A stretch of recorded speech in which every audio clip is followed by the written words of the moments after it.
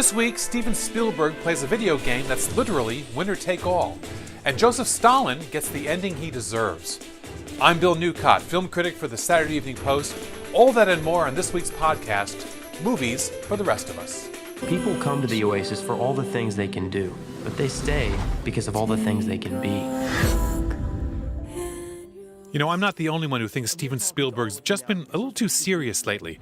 I mean, there weren't a lot of laughs in Bridge of Spies and Lincoln and The Post, and even the BFG, although based on a children's book, was pretty dark.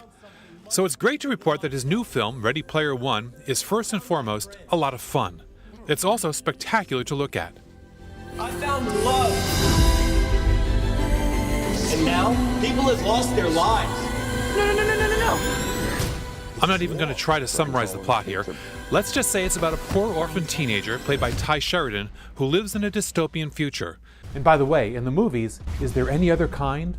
His one chance at success is to become the winner in a worldwide virtual reality game created by a Steve Jobs-like genius played by Mark Rylance.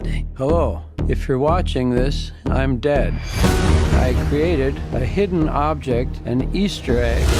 The first person to find the egg will inherit $500 billion. As always, Rylance gives a fine performance, but am I the only one who thinks he looks and sounds a lot like Dana Carvey in Wayne's World here? Thanks. I like to play.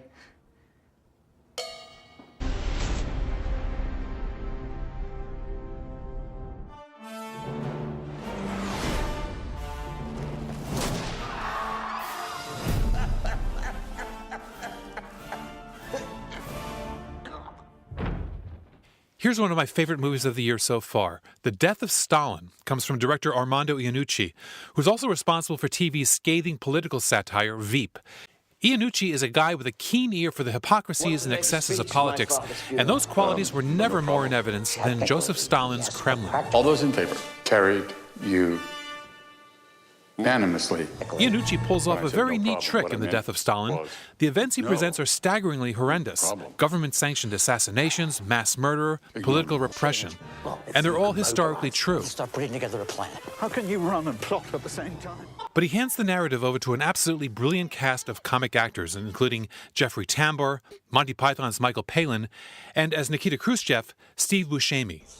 I will never let any harm come to you. I may as well just shoot myself like mother. The result is a film that's funny and shockingly so. In the pulpit, and I leave the rest up to you. I once asked Mel Brooks why he felt it was okay to laugh at a monster like Hitler, and he had a remarkably candid answer. Well, I didn't know what to do with my acute frustration of not being able to do anything about this incredible phenomenon of rounding up my people and like cattle and I knew that if I was serious about it, it would just be lost in the river of woe. But they don't know nothing about humor. So that's my edge. And my edge is to deflate them, take all the air out of them, and ridicule them with humor.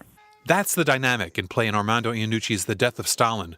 When you laugh at the monsters of history, you strip them of their power. Don't worry, nobody's going to get killed, I promise you.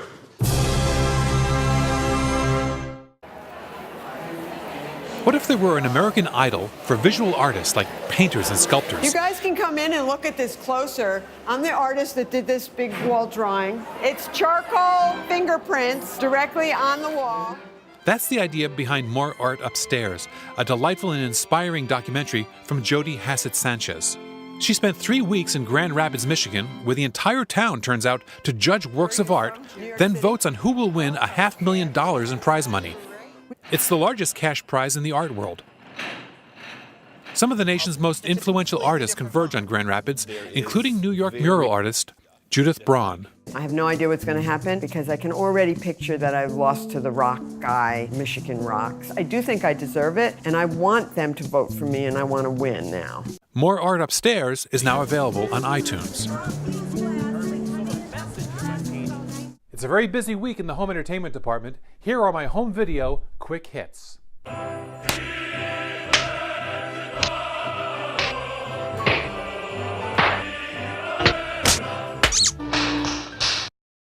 They will do things to Paul that cannot be undone for any amount of money.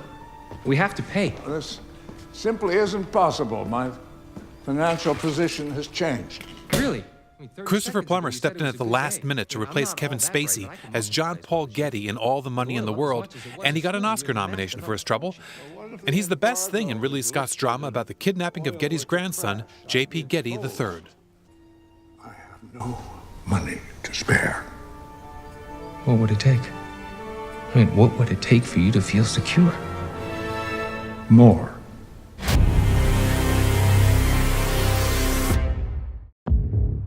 I'm Molly Bloom. Do you know about me? Jessica Chastain stars in Molly's Game, the real-life story of Molly Bloom, an Olympic-class skier who also ran the world's most exclusive high-stakes poker game. Aaron Sorkin wrote the chatty script, and he also directs for the first time. I'll tell them everything they want to know about me. About me. That's it. I am not going to do this. She's trying to set me up. Liam Neeson stars as an ordinary guy who's forced to become a vigilante butt-kicker to save his wife and child. By now, he should be able to play that role in his sleep, and in fact, he sort of does in The Commuter, a by-the-numbers thriller that mixes Taken 1 through 3 with Murder on the Orient Express. What do you want from me?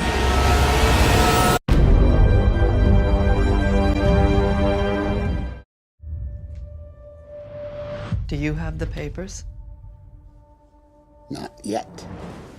Meryl Streep and Tom Hanks play Washington Post icons Kay Graham and Ben Bradley in Steven Spielberg's political drama, The Post, about the tense 1970s standoff between the paper and the Nixon White House. The performances are pitch perfect, and Spielberg faithfully evokes that long-ago time when people used to anxiously unfold their morning paper. What are you going to do, Mrs. Graham?